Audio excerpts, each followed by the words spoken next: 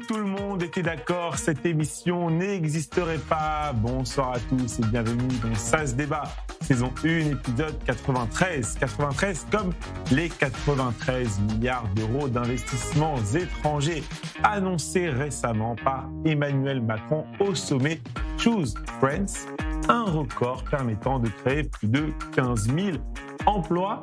Vous ne l'entendrez pas souvent dans cette émission. Bravo, Emmanuel Macron. Au sommaire ce soir, Israël doit mettre fin à cette guerre et à l'occupation, exige le Premier ministre français Sébastien Lecornu. Mais cette guerre peut-elle s'arrêter sans une défaite totale du Hezbollah? Débat dans quelques minutes. Nous quitterons ensuite le Liban pour rouler à 400 km/h sur l'autoroute de l'information. Attachez vos ceintures, le tour de l'info va secouer. Mansour Abbas attaque un projet de loi visant à réglementer l'utilisation des haut-parleurs dans les mosquées pour l'appel à la prière.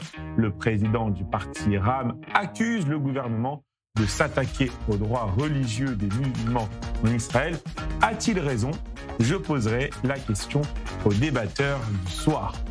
Ces vidéos font des milliers de vues sur les réseaux sociaux. Nous accueillons ce soir Léa Elbaz, professeure de matière juive, alias Décodesh, pour l'interview du Tacoté.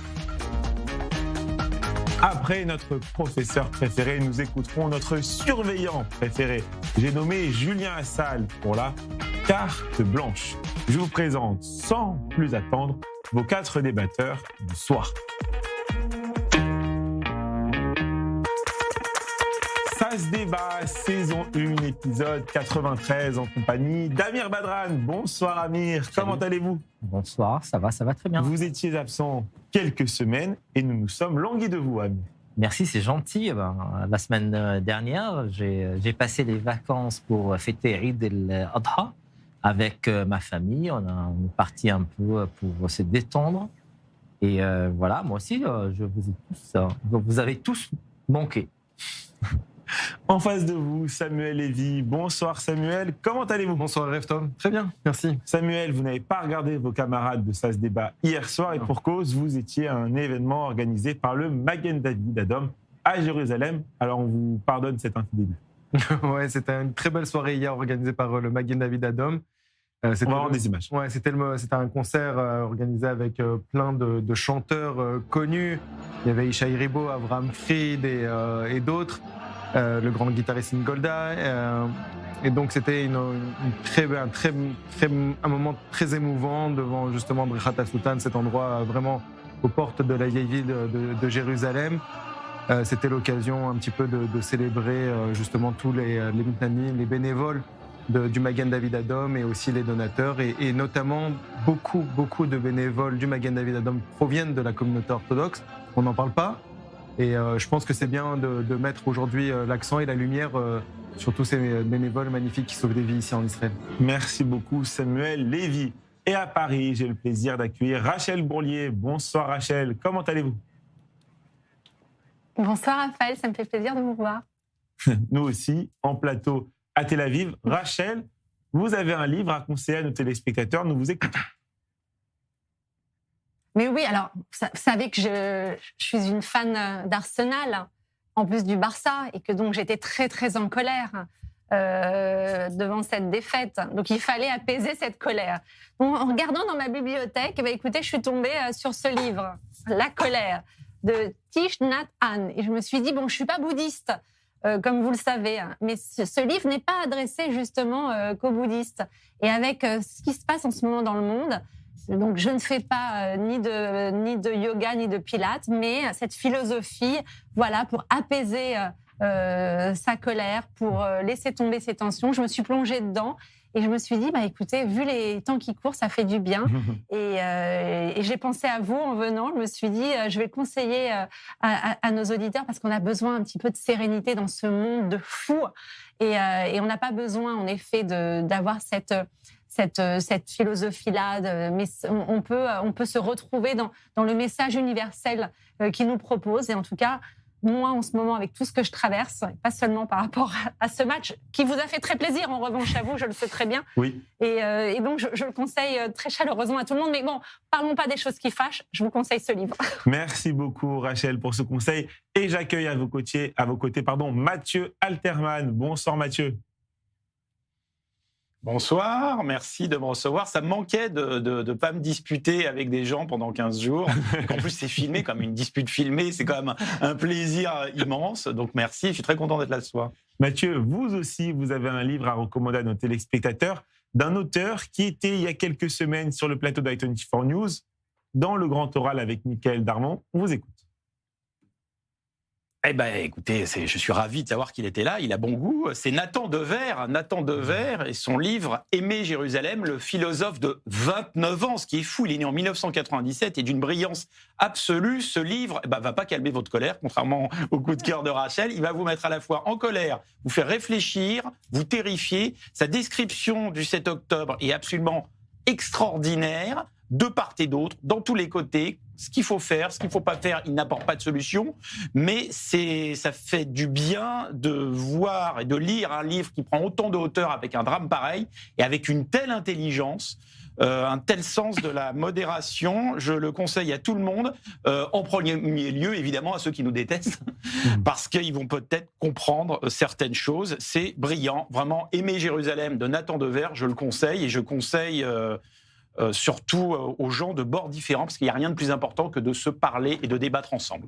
Et voilà, c'est le concept de cette émission. Et si, chers téléspectateurs, vous souhaitez regarder l'interview de Nathan Dever chez notre ami Mickaël Darmon, elle est disponible sur la chaîne YouTube d'i24 News.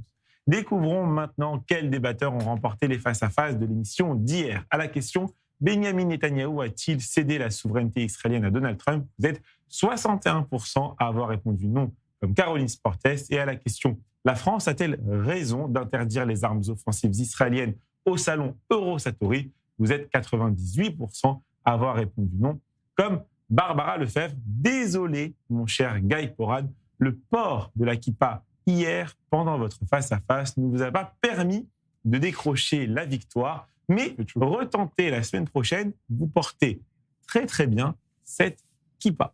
Vous connaissez désormais votre quatuor du soir ainsi que les grands gagnants de l'émission d'hier. Passons sans plus tarder au premier débat de cette émission.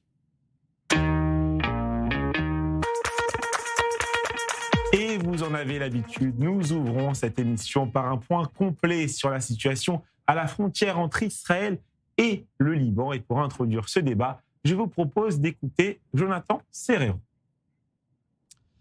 Réunion du cabinet de sécurité restreint autour du Premier ministre israélien pour débattre de la riposte éventuelle à donner aux nouvelles agressions et nouvelles violations du vrai-faux cessez-le-feu par le Hezbollah libanais. Lors de son interview donnée aujourd'hui chez nos confrères de CNBC, le Premier ministre israélien Benyamin Netanyahou a déclaré vouloir vérifier si le Hezbollah avait bien tiré des roquettes ou des drones en direction du territoire israélien. Et on peut lui confirmer au chef du gouvernement de l'État d'Israël que l'organisation terroriste chiite libanaise a bien encore violé le cessez-le-feu en envoyant un drone ce matin en direction des localités de Kiryat Shmona, mais aussi du côté de Manara, occasionnant le déclenchement des sirènes d'alerte dans ces deux localités situées à proximité de la ligne de front entre Israël et le Liban. Et un peu plus tard dans la journée, 2 roquettes ont été tirées par le Hezbollah en direction de la localité de Misgav-Am. Pas de dégâts ni de blessés à signaler.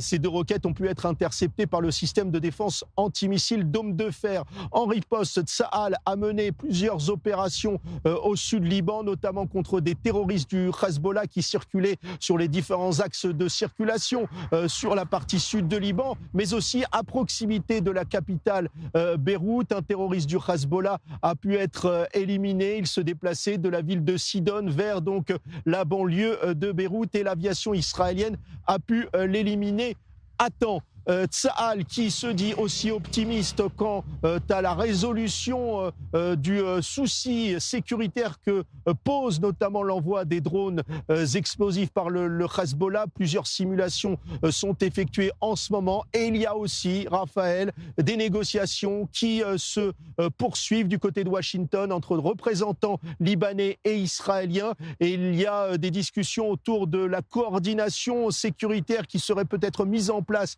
entre les armées libanaises et israéliennes pour former notamment l'armée libanaise. L'armée américaine pourrait se charger notamment de cette formation des hommes de cette armée libanaise. Il y a aussi la question du retrait des forces de Tsahal du sud Liban, un retrait qui se voudrait peut-être progressif. Ce sont les discussions qui sont menées actuellement du côté de Washington dans les locaux du département d'État.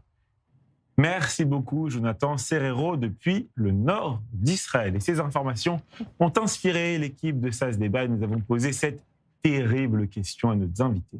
Israël vaincra-t-il le Hezbollah? Rachel Bourlier a répondu oui et Mathieu Alterman a répondu non. SAS Débat, saison 1, épisode 93, face à face numéro 1. C'est parti.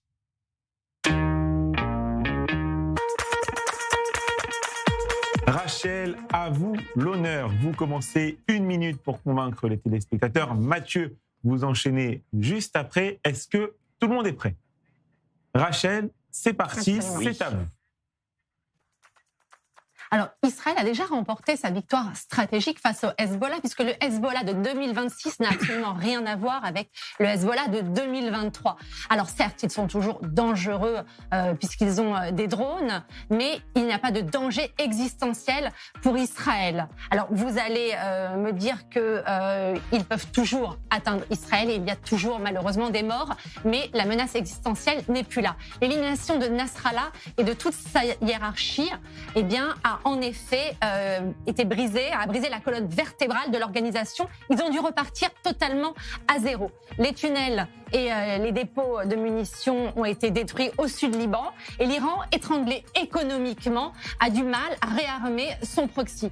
Alors en effet, ce qu'on peut aussi retenir, c'est qu'en 18 mois, Israël a réussi à briser le mythe existentiel du Hezbollah. Donc stratégiquement, c'est une victoire pour l'État d'Israël. Merci beaucoup Rachel. Mathieu, c'est à vous. Donc je laisse quelques secondes à mon camarade.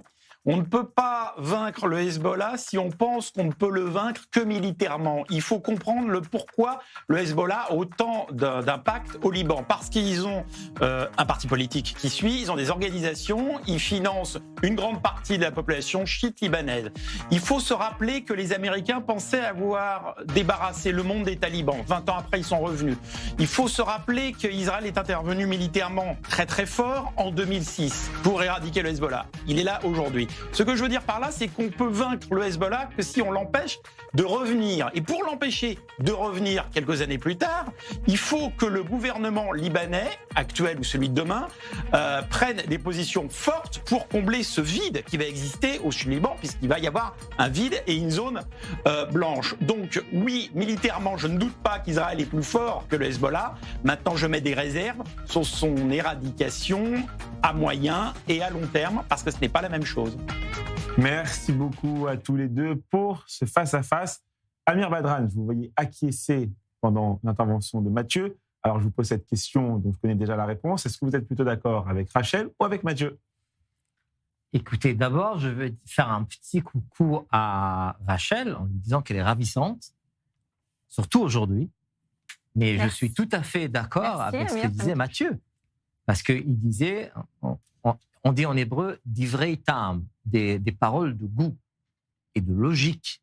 Il parlait à la logique pour vraiment en arriver à un stade où on ne parle plus de guerre, on ne parle plus d'ennemis, et on parle d'une phase différente dans laquelle on essaie de trouver une solution.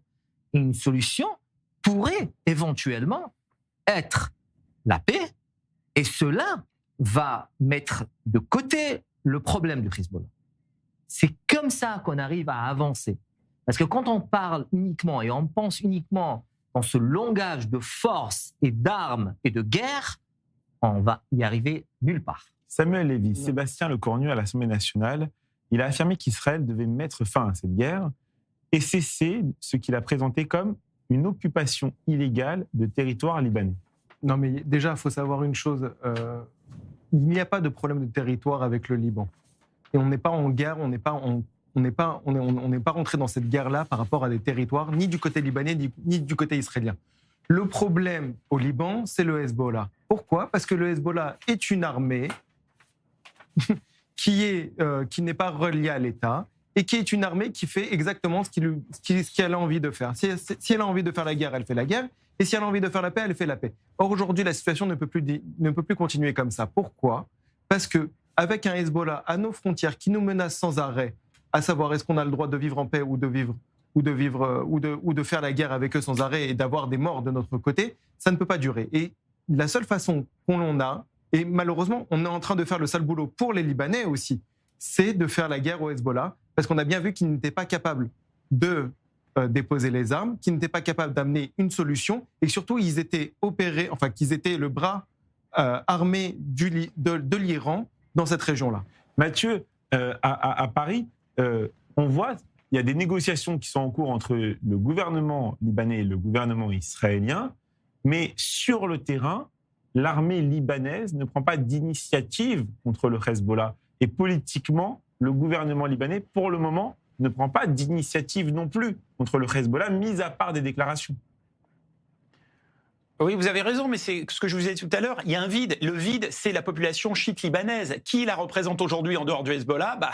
Pas vraiment de monde. Et tout à l'heure, j'entendais Samuel qui disait qu'il n'y a pas de rapport entre le Hezbollah et l'État. C'est un petit peu plus compliqué que ça, malheureusement. C'est qu'il y a un rapport entre le Hezbollah et les instances politiques libanaises. Je voulais dire que le gouvernement libanais fasse des choix. Que la milice militaire, que la milice du Hezbollah n'est pas une entité étatique. Rachel, un mot de conclusion sur ce débat. Sauf qu'il y a un parti, politique. Raphaël, ce qui serait intéressant, ce serait quand même d'écouter la population libanaise, tout comme on a pu entendre si parfois la population iranienne. D'ailleurs, sur votre antenne, je crois, dans l'émission brillante de Mathias Inbar, est intervenue une Libanaise qui l'a dit. La population libanaise est prête à payer le prix et elle demande surtout à Israël de ne pas cesser, de continuer, car les Libanais ont envie de se débarrasser du Hezbollah. Et malheureusement, certains ne parlent... Mais si, disent beaucoup de Libanais, mais certains ne peuvent pas parler. Et ils ont vu, puisque même le ministre Hariri a été assassiné. Vous croyez vraiment que cela reflète la position du peuple libanais, cette dame-là qui s'est prononcée en disant « je soutiens l'Israël ». Mais certains pas du tout. Elle existe en tout cas. Malheureusement, ne peuvent pas parler dans les écoles, il y a peut-être un sous les immeubles. Non, arrêtez. Non, il y a plus. Il y a des enquêtes qui ont été faites auprès des chrétiens libanais, des sunnites. Il faut regarder la vérité en face. On ne peut pas dire ils sont pris en otage de cette organisation terroriste. Aiment être tirés par des missiles et des bombes. On n'a pas dessus. On n'a pas par l'armée israélienne. Amir, tu sais très bien. On s'entend plus. Il faut rester clair et logique. Le débat, ce n'est pas de savoir est-ce que les Libanais aiment Tzal. C'est pas ça du tout la question. Non, ils aiment bien être bombardés, tués. C'est ça ce qu'ils préfèrent. La question, c'est débarrasser du Hezbollah. Oui, bien sûr, parce qu'on le fait gratuitement et c'est parce qu'on s'est réveillé un matin, mais on n'avait pas du tout de problème avec le Hezbollah. Il faut comprendre que les Libanais ne veulent pas cette occupation. Ils ne veulent pas voir l'armée israélienne ni à Beyrouth, ni à Dahia, ni même dans le sud du Liban. Croyez-moi, nous aussi, on n'a pas envie d'y aller. Nous aussi, on n'a pas envie d'y aller. La seule chose qu'il faut comprendre, c'est que le gouvernement du Hezbollah lui-même a peur de faire des réformes parce qu'il sait très bien qu'il risque sa vie par rapport à eux. Mathieu, et on avance. D'ailleurs, le Premier ministre a été... Toute la difficulté du sujet, c'est que les Libanais, ça n'existe pas. Le Liban est composé d'une multitude de gens de confessions différentes et qui ne pensent pas du tout la même chose. Donc on ne peut pas dire les Libanais. Et finalement, heureusement, il ne faut pas généraliser. Je pense que la vérité, elle est au milieu, qu'il y a effectivement des Libanais qui n'ont pas envie de se faire tirer dessus, mais qu'il y a beaucoup de gens au Liban qui en ont marre d'être pris en otage par le Hezbollah. Vous savez, en 1944, il y avait des Normands qui n'avaient pas envie de se faire tirer dessus. Non, mais c'est différent. Ce qu'il a dit, c'est qu'ils ne veulent pas être pris par le tenage du Hezbollah, mais ça ne veut pas dire forcément qu'ils soutiennent l'Israël. C'est deux choses différentes. Merci beaucoup à tous les quatre pour ce premier débat. C'est maintenant l'heure du tour de l'info.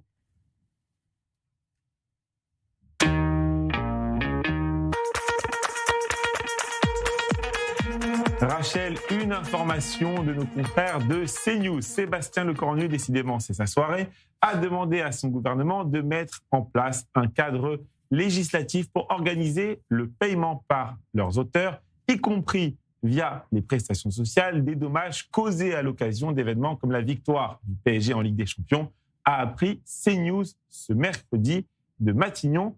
Une réaction, Rachel, c'est une bonne idée ? Alors oui, c'est une excellente idée, mais alors il faut aussi arrêter d'imaginer que ce sont que des pauvres gosses de familles démunies qui cassent.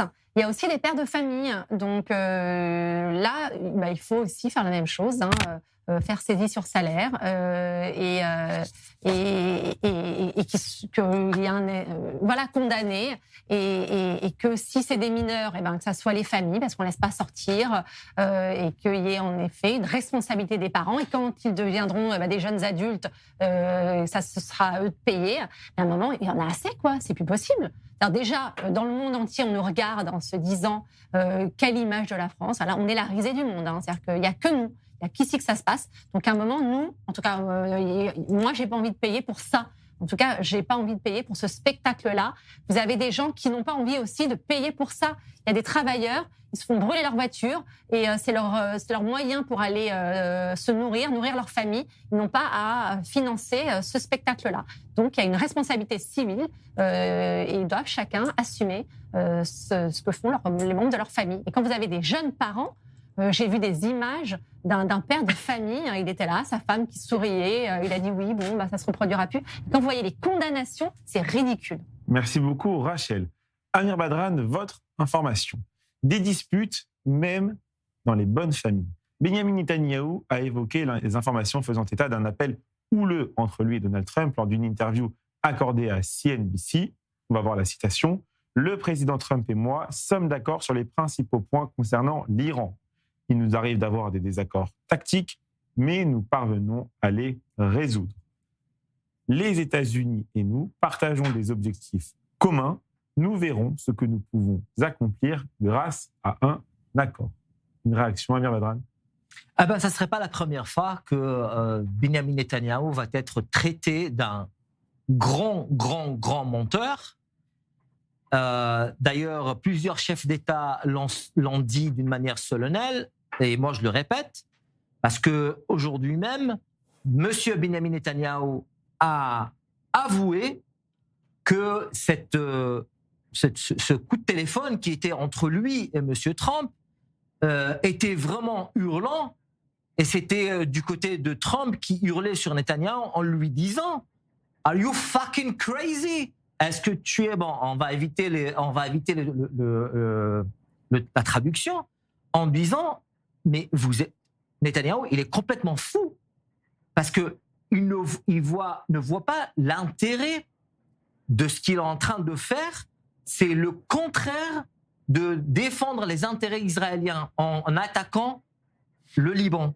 C'est-à-dire que Trump, de sa vision à lui, il croit que ce qu'il est en train de faire mieux et plus Israël que les actions belligérantes de Benyamin Netanyahou. Samuel Lévy et Benyamin Netanyahou a ajouté, on va voir la citation, « Il est honteux de voir comment les dirigeants européens capitulent face aux minorités islamistes radicales présentes dans leur pays. Ils savent que nous les défendons également, mais ils n'ont pas le courage de se ranger du côté de la justice, du côté qui sauvera notre civilisation des barbares. » Ben oui, Israël est le fer de lance de la civilisation occidentale dans le monde. Et on sait très bien que le premier rempart à l'islamisme, qui est un islamisme mondial, rampant, conquérant, ce qu'on veut, c'est Israël. Et Israël, malheureusement, fait le sale boulot avec le Hezbollah, fait le sale boulot en Iran, fait le sale boulot un peu partout dans le monde face au monde islamiste, qui est un monde radicalisé, qui cherche à s'armer de la bombe nucléaire et qui n'hésitera pas un seul instant à l'utiliser. Faut pas se leurrer. Du moment que l'Iran aura la bombe nucléaire, ils n'hésiteront pas une seule seconde à la lancer. On voit bien à quel point ils sont, avec leurs pays voisins, avec les pays du Golfe, qui sont des pays arabes, qui sont des pays musulmans, aussi ils sont prêts à leur balancer des bombes parce qu'ils ne vont pas dans leur sens et parce qu'ils veulent leur mettre la pression par rapport à Israël. Laura Amouyal me dit dans l'oreillette que Rachel Bourlier a levé la main pendant la réaction d'Amir Badran. On vous écoute rapidement, Rachel. Oui, j'avais envie de dire, ça prouve aussi la proximité qu'il y a entre les deux hommes politiques pour qu'ils se permettent en effet de... Vous allez me dire que je défends Benjamin Netanyahou, mais non, j'ai envie de dire, déjà, on sait que Donald Trump a ce langage très très creux, mais ça montre aussi la proximité qu'il a avec Benjamin Netanyahou pour se permettre de lui parler comme il le fait. Et rappelons aussi que c'est le seul homme politique qu'il avait invité pour passer le Nouvel An. Il n'y avait personne d'autre et 2 années consécutives, l'équivalent, je crois, c'était Thanksgiving.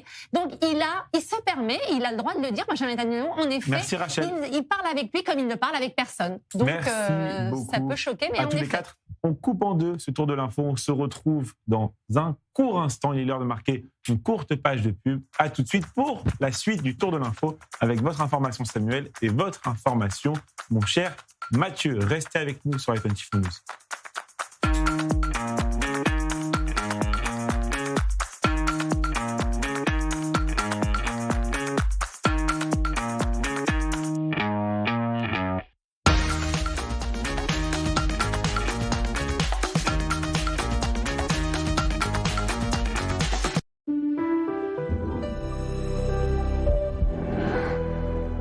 Des offres qui vont vous faire retomber amoureux de votre maison. Salle à manger, salon, fauteuil, Shumrat Azorea, tout l'ameublement de la maison en un seul endroit. Et si votre impôt sur la fortune immobilière vous permettait de sauver des vies? En soutenant le Magen David Adom, vous contribuez au financement d'ambulances, de matériel de secours et à la formation des équipes médicales sur le terrain. Votre don est déductible à 75% de votre impôt IFI. Agissez dès maintenant sur mda-france.org. Israël Bonds soutient Israël depuis 1951, lorsque la guerre contre le Hamas a éclaté. Les Israël Bonds ont répondu à l'appel, prouvant qu'ils sont beaucoup plus qu'un investissement. Ils sont un soutien essentiel. Les Israël Bonds sont des obligations émises par l'État d'Israël. En choisissant de souscrire à des Israël Bonds, vous investissez directement dans l'État d'Israël. Un soutien concret pour l'avenir d'Israël. C'est le moment. Bâtissons l'avenir ensemble. Tout le monde a les yeux rivés vers Israël. Quand on y vit depuis peu ou que l'on projette de faire son alia, chaque repère nous aide à avancer et à mieux s'intégrer.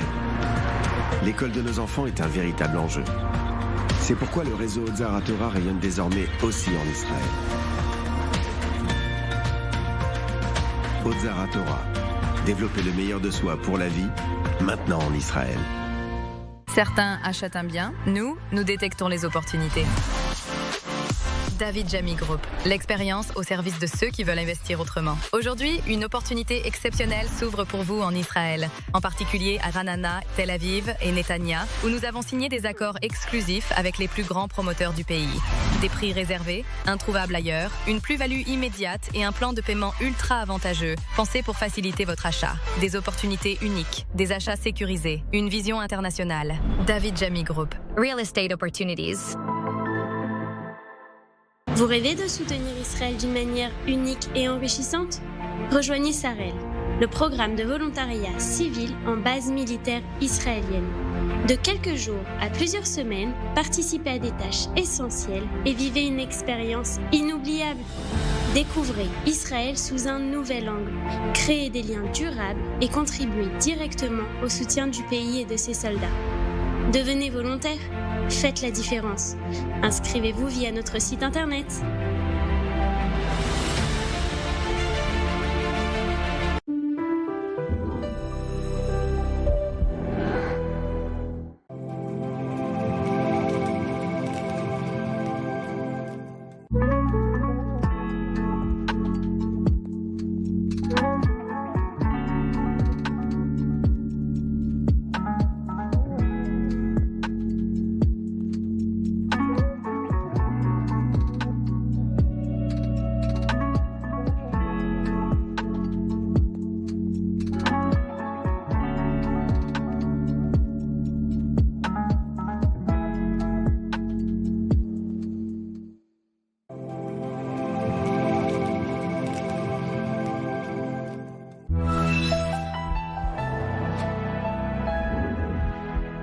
Le grand oral sur i24 News, c'est chaque lundi à 21h30.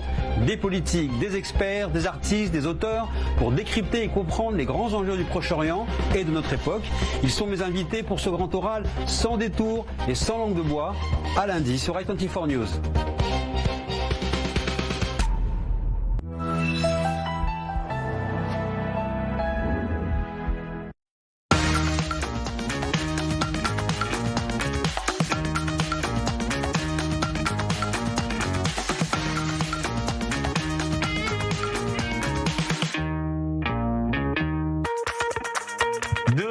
Sur le plateau d'i24 News, toujours avec Mathieu Alterman, Rachel Bourlier, Samuel Lévy et Amir Badran. On va raconter un peu ce qu'on s'est dit pendant la pub parce que je disais que c'était une excellente émission et que j'étais vraiment très content. Je suis flatté. Et Amir Badran m'a dit peut-être que tu dis ça à tout le monde, peut-être que c'est toujours d'excellentes émissions. Je lui dis que non, parfois. Je sors de cette émission très fâché parce que ce ne sont pas d'excellentes émissions. Donc voilà, félicitations à tous les quatre parce que les gars, c'était une très bonne première partie. Et si je le dis, c'est que c'est vrai et que je le pense. On continue le tour de l'info. Avec plaisir. Mathieu, c'est votre information à Paris. Un vol de la compagnie Israël a été empêché d'atterrir à Ljubljana, la capitale slovène, ce mercredi. Les autorités invoquent leur opposition aux politiques du gouvernement israélien. L'avion a tourné en rond pendant un certain temps avant d'atterrir en Croatie. Le PDG d'Israël a déclaré que cet incident constituait, je cite, une violation flagrante des accords aériens de l'Union européenne. Mathieu, si vous aviez prévu des vacances en Slovénie, c'est peut-être le moment d'annuler. Oui, on est très très nombreux à avoir prévu des vacances en Slovénie, lol. Écoutez, je vais vous dire, c'est une suite logique. La Slovénie était un des pays les plus ignobles pendant la guerre, la Deuxième Guerre mondiale. La Shoah par balle a battu des records chez les Slovènes. Bon, je vais vous dire, malheureusement, ça fait partie du genre d'infos où je suis étonné que des gens soient étonnés. Vous voyez ? Malheureusement, je ne suis pas étonné par ce qui s'est passé. Et c'est ça le plus grave. Voilà. Non, mais c'est surtout, c'est très, très grave. C'est-à-dire que ça ne s'est jamais vu un avion avec des passagers, des civils. Il y aurait pu avoir des conséquences dramatiques. Oui, ça ne s'est jamais vu dans l'histoire qu'un avion soit interdit. Ça n'existe pas. Et ils le font. Ça n'existe pas. Ils le font pour une raison, pour qu'on puisse dire ils sont les premiers à l'avoir fait. Et là, ils sont en train de suivre la politique. C'est le anti-gouvernement israélien. Et c'est-à-dire qu'à côté, Pedro Sanchez, là, il est en train de passer pour Charles Ingalls. Hein. Oui, enfin, bon, c'est quand même des stratégies même l'Espagne, ils n'ont pas osé encore. Ce sont des stratégies qui, même à moyen terme, sont suicidaires. Voilà. Non, c'est très, très grave, là. Ça n'a jamais été fait encore. Samuel Lévy, votre information, on parle de politique israélienne. Naftali Bennett a lancé une violente charge contre le gouvernement lors d'une conférence concernant la relation de l'État avec la population haredi, orthodoxe. Israël est sur une voie de suicide lent depuis 10 ans. Et plus encore ces 5 dernières années, un État ultra-orthodoxe et antisioniste a émergé sous nos yeux. Et nous le finançons nous-mêmes. Un tiers des enfants juifs en Israël apprennent à l'école que Tsahal est une catastrophe et que le sionisme est une mauvaise chose. Samuel Lévy, cette charge, elle est très violente. Une partie des orthodoxes que vous représentez sur ce plateau, sont-ils prêts à répondre dans les urnes ? Oui, bien sûr, mais surtout, on est surtout prêt à répondre à Naftali Bennett, l'homme qui n'a pas de colonne vertébrale au niveau politique. Il faut savoir que c'est quelqu'un qui a commencé extrêmement à droite, qui a été décrié dans toute la presse européenne comme un fou dangereux, avec son acolyte Ayelet Shaked à l'époque, où il était considéré vraiment comme l'ultra-droite sur l'échiquier politique. Et puis aujourd'hui, voilà, il est à gauche, il s'est associé avec les partis arabes, et finalement, il tape sur ses frères qui sont les juifs religieux ici en Israël. Mais vous savez, c'est une technique électorale pour ceux qui n'ont rien à proposer. Quand on arrive à taper sur un secteur comme le secteur orthodoxe, c'est qu'on n'a rien à proposer, ni sur le plan économique, ni sur le plan sécuritaire, ni sur le plan des réformes qu'il faut adopter pour le pays ici au niveau économique. Et on l'a bien senti avec le gouvernement de Naftali Bennett, qui a été Premier ministre pendant peut-être 6 mois ou un peu plus, avec ses 6 mandats. On a bien 6 mois. Peut-être 6 mois ou 9 mois, il a été en rotation avec Lapid. On a bien vu qu'il n'a pas résisté. son parti a explosé et on voit bien que son alliance avec Yair Lapid aussi ne marchera pas. Merci. Donc Tout c'est ça un est échec. vrai. Non, C'est un échec pour lui. Il n'a pas de colonne vertébrale. C'est On n'a pas de plus dans les sondages. Amir. Possibilité d'être un candidat. Eisenkot peut-être, mais pour vous verrez, être le Premier ministre. On ne peut pas le nier. Même si je l'aime pas, on ne peut pas le nier. Raphaël, je termine. Naftali Bennett est toujours très haut dans les sondages. Il arrive toujours très bas. Vous verrez, il fera pas plus de 10 mandats. Mathieu, je vous entends réagir, mais j'aimerais vous lancer. Cette stratégie, elle peut être contre-productive parce qu'il y a une grande partie de la population orthodoxe qui, d'habitude, ne va pas voter. Et lorsqu'ils se sentent attaqués, au contraire, ils y vont massivement, et on sait très bien que si les orthodoxes votent massivement, c'est une réélection quasiment assurée pour Benjamin Netanyahou. Et alors ?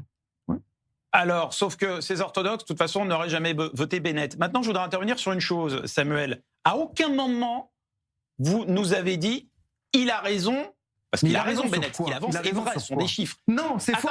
Il a raison sur le fait qu'on enseigne. Il y a des ultra. Il y a des. Mais une partie minoritaire. Je dis pas tous les orthodoxes. Mais vous savez, à Tel Aviv.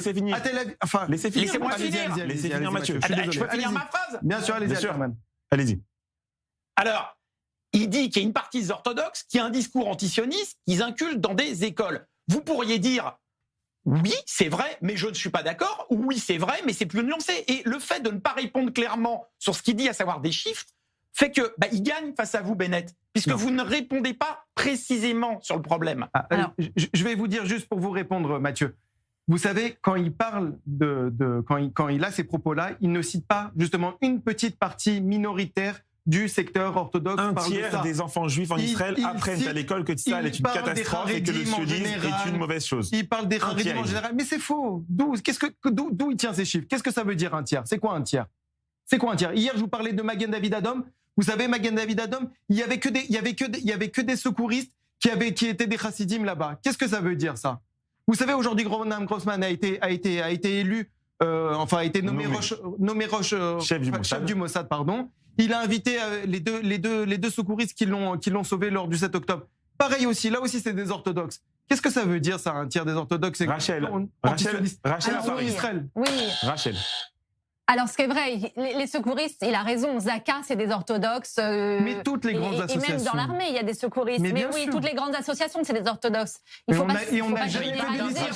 Oui, il ne faut pas généraliser absolument. Mais il n'a pas généralisé, justement. Il a dit un tiers. Il ne faut pas généraliser. Et ce qui est vrai aussi, c'est qu'en faisant ce jeu-là, on sait très bien ce qui va se passer, c'est qu'ils vont tous aller voter, comme l'a très bien dit Raphaël. Ils font leur devoir. C'est quoi, c'est inquiétant que le public orthodoxe vote? Non, mais c'est contre-productif. C'est ce que j'ai dit. Je n'ai pas dit ça. Je n'ai pas dit ça.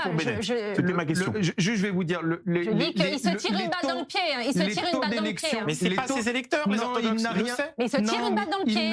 Oui, mais il peut aller chercher. Il peut motiver des abstentionnistes classiques, des gens qui sont des abstentionnistes fréquents, à aller voter. Et ceux qui ne vont pas voter d'habitude, ils se tirent une balle dans le pied. Je vais juste terminer pour ça. Attendez, vous oubliez un détail, hein?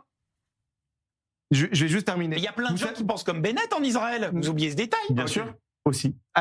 Je vais juste terminer. Vous savez, Naftali Bennett a essayé de mettre des candidats francophones dans sa liste. Il en a même un qui a été élu.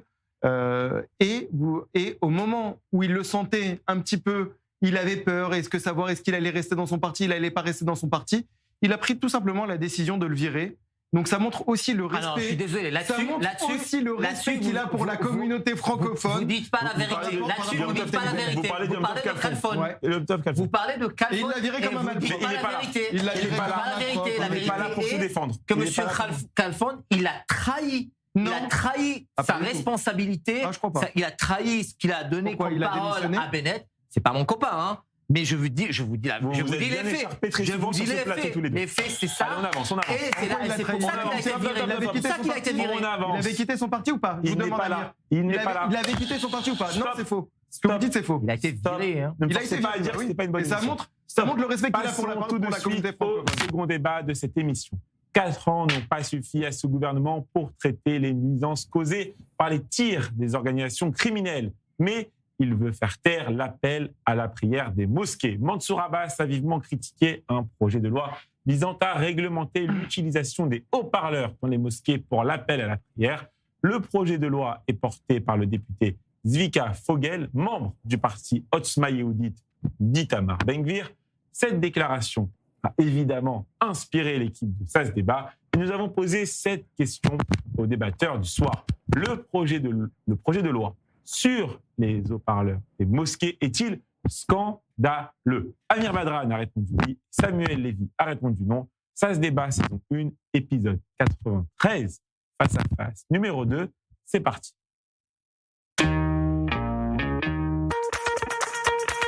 Amir, vous commencez 1 minute pour convaincre nos téléspectateurs. Samuel, vous enchaînez juste après. Est-ce que tout le monde est prêt? Amir, c'est à vous. Alors, le projet de loi visant les mosquées n'est pas scandaleux. Est-ce qu'il est né d'une vision raciste? La réponse est oui. Il émane du parti d'extrême droite qui vise à supprimer toute reconnaissance et tout symbole de ce qui n'est pas juif. Israël, qui se veut la seule démocratie au Proche-Orient, ne peut pas tolérer qu'il y ait un appel à la prière différente que celle des Juifs. Et surtout, ne veut pas entendre la langue arabe dans l'espace public. La liberté, le droit à la liberté de culte, ici dans ce pays, n'est qu'un slogan vide. Les auteurs de cette loi cherchent à déclencher un conflit religieux et la preuve en est que la majorité écrasante des mosquées se trouve dans les villes et les villages et les quartiers totalement arabes. Samuel, c'est à vous.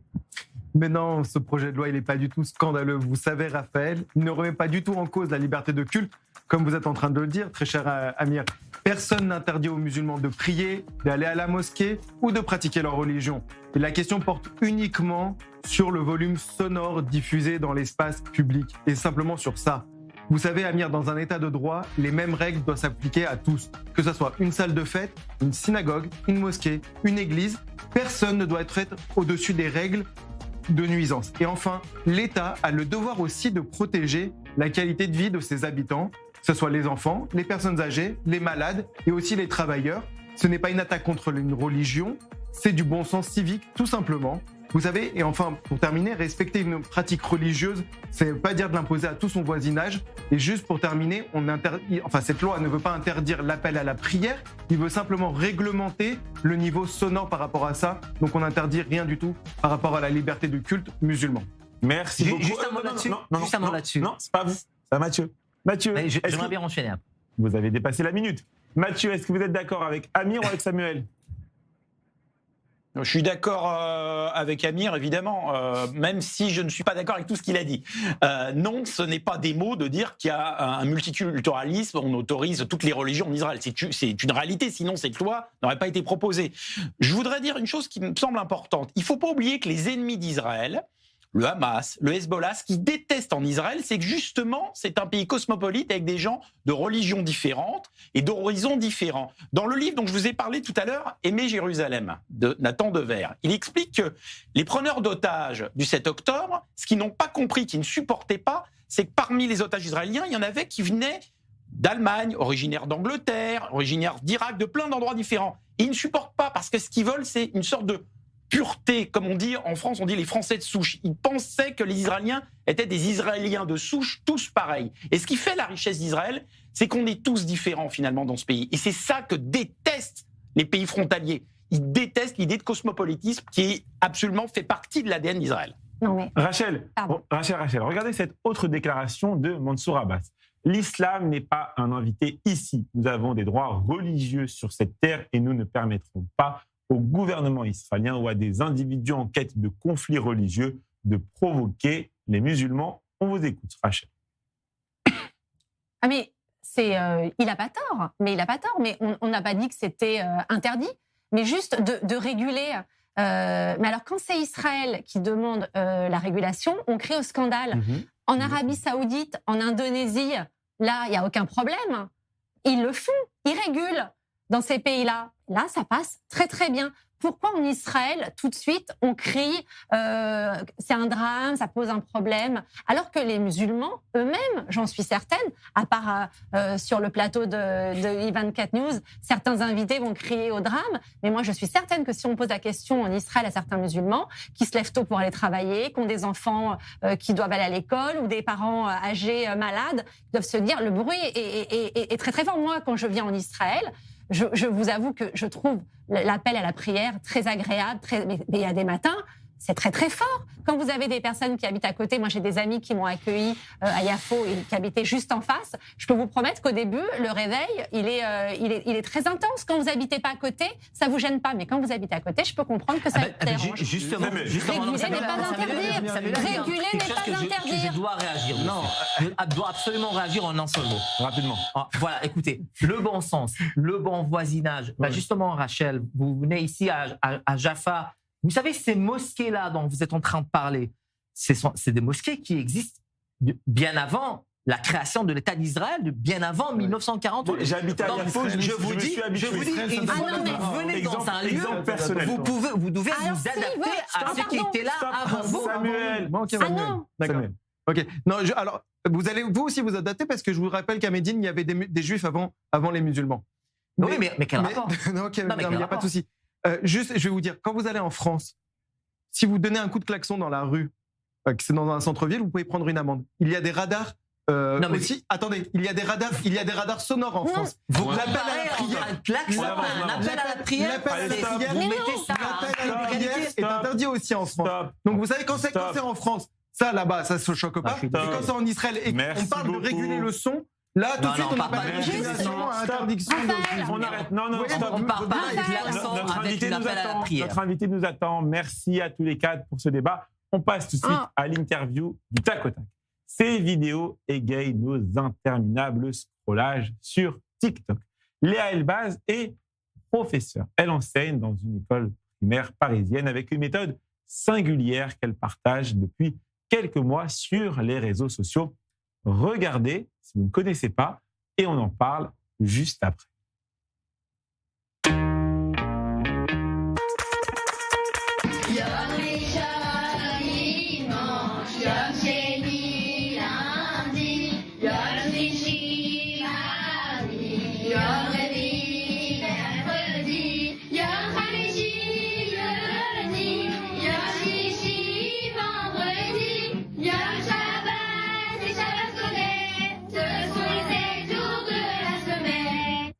Bonsoir Léa Elbaz. Bonsoir. Merci d'avoir accepté notre invitation sur I24 News. Je vous avoue, j'aurais adoré être votre élève. Vous appliquez cette méthode d'apprentissage par le chant depuis 5 ans et vous avez décidé de partager votre quotidien sur les réseaux sociaux il y a quelques mois. Est-ce que ça fonctionne ? Alors, ça fait quelques mois que j'ai décidé de partager parce que je me suis rendu compte qu'il y avait beaucoup d'enseignants qui aimaient bien ce que je faisais en classe.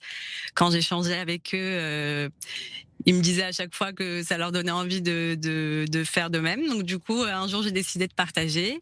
Et au bout de quelques semaines, il y a une vidéo qui a marché sur les réseaux. Et depuis, voilà, ça me donne envie de partager de plus en plus. Et j'ai beaucoup de retours assez positifs. Donc, c'est assez cool.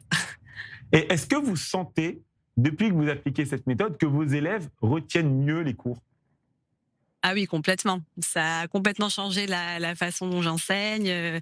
Les techniques de mémorisation, elles sont beaucoup plus ancrées. Enfin, je sens qu'il y a une réelle évolution au niveau de l'apprentissage. Et là, par exemple, la semaine prochaine, j'ai un concours d'Edgar avec mes élèves de CM2. On va participer à un concours face à 10 autres écoles.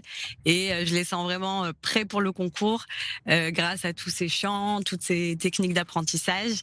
Même les élèves qui ont des difficultés, des TDAH, je sens que ça aide énormément. Est-ce que vous avez influencé d'autres professeurs dans votre école ou d'autres professeurs dans d'autres écoles ? Oui, je reçois beaucoup de retours de la part de pas mal d'enseignants d'autres écoles, enfin du monde entier en réalité, qui utilisent aussi les musiques que je partage, quelques techniques, oui. Et vous ne vous limitez pas à votre domaine de matière juive, on regarde.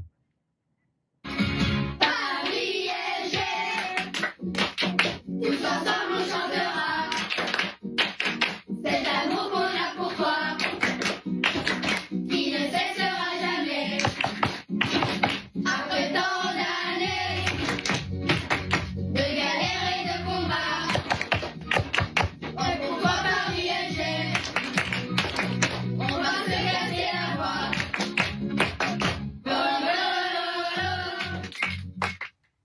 J'aurais encore plus aimé être votre élève parce que je suis un grand supporter du Paris Saint-Germain.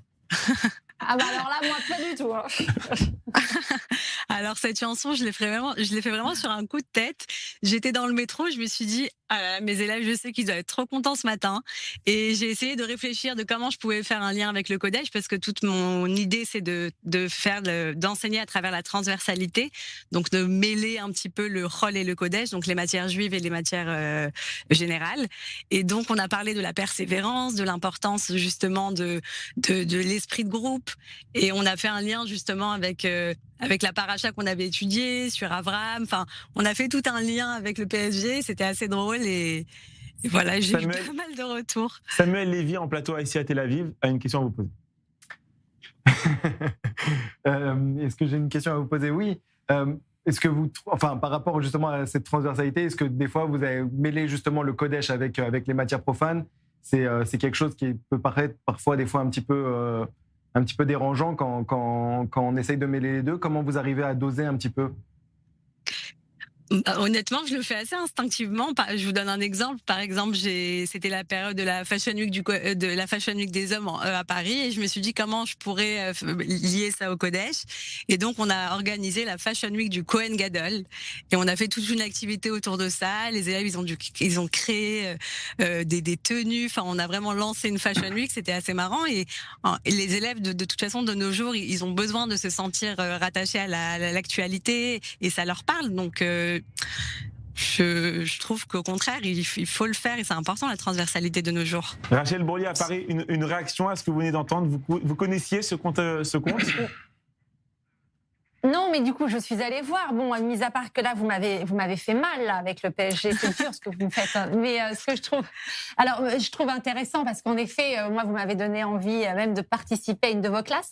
Mais ils sont jeunes, et de les intéresser même aux réseaux sociaux, c'est pas paradoxal, même si vous allez me dire qu'aujourd'hui c'est dans l'air du temps. Est-ce qu'ils sont du coup complètement addicts maintenant eux aussi, vos élèves? Moi, je trouve qu'au contraire, il faut leur montrer qu'on peut utiliser les réseaux de façon intelligente. Les réseaux, il n'y a rien de mal aux réseaux. L'idée, c'est juste de ne pas les utiliser bêtement, et de voir un enseignant qui les utilise pour partager du savoir. Je trouve qu'au contraire, c'est plutôt un message positif. Mathieu Alterman à Paris. Oui, Léa, je suis allé voir votre page Instagram. Vous avez beaucoup de followers, hein, bravo. Il y a une chose qui m'a marqué, c'est que vous suivez personne. Et quand je suis allé voir la page de Beyoncé, qui est une immense star, je me suis rendu compte que Beyoncé, elle suivait une personne. Lady Gaga, elle en suit 150 à peu près. Alors pourquoi vous suivez personne? Vous avez un côté diva, ou alors c'est pour vous protéger? Alors c'est purement de la protection. J'ai mon compte personnel, mais j'ai pas envie de tout mêler, donc c'est vraiment j'ai voulu faire cette page vraiment pour que ce soit pro, et j'ai mon compte personnel pour suivre les gens, le reste quoi. Et vous êtes soutenu par les parents d'élèves? Ils approuvent le fait que les vidéos soient publiées sur les réseaux sociaux. On voit pas les élèves, évidemment. Évidemment, on voit pas les élèves. Les parents adorent, au contraire, ils adorent. J'ai énormément de retours positifs, et même la direction m'a beaucoup soutenue, puisque j'ai pas lancé ce projet-là toute seule. Bien évidemment, j'ai d'abord demandé l'autorisation, et ma directrice m'a encouragée. Donc, merci beaucoup, Léa Elbaz, d'avoir participé à cette émission ce soir sur i24 News. On vous souhaite beaucoup de bonheur pour la suite, pour vous. Merci. Et pour l'ensemble de vos élèves qui, j'imagine, étaient ce soir devant i24 News et qu'on salue bien fort. Ça vous donne peut-être des idées pour les écoles de Yafo? Oui, je crois que c'est sympa, c'est marrant, ça passe bien, et c'est important de le faire. Pourquoi pas? Et on va conclure cette émission comme on en a l'habitude, avec la carte blanche de Julien Assal.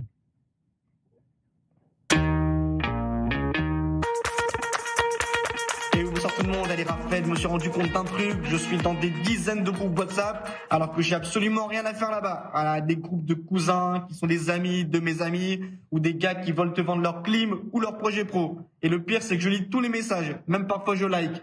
Ces gens, ils parlent même la nuit. Je sais pas s'ils vivent à Paris ou à Canberra, mais en tout cas ces gens n'ont littéralement rien à faire.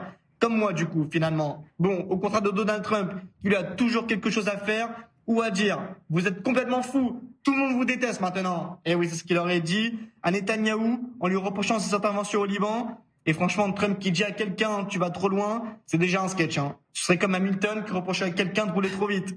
Parce que Trump, il connaît pas les mots calme et discrétion. Donc quand il fait la leçon à Netanyahou, c'est un peu le camembert qui dit « Roquefort, tu pues ». Bon après, moi je déteste le fromage, donc ça n'arrivera pas. Bref, le meilleur, c'est quand Trump rajoute « sans moi, vous serez en prison ». Ok, donc là on est sur un niveau de confiance imbattable. Trump qui parle de prison, c'est déjà très marrant. Et le pire, c'est qu'il le dit vraiment sérieusement, comme si c'était une vérité absolue. Après, comme on dit, à chacun sa vérité. Je spoil, hein, c'est le sujet de philo au bac cette année. Bref, et en plus, quand il dit « sans moi, vous serez en prison », on comprend surtout que dans ces 108 kilos annoncés, la seule chose vraiment légère, c'est la modestie. Allez, à demain, Raphaël.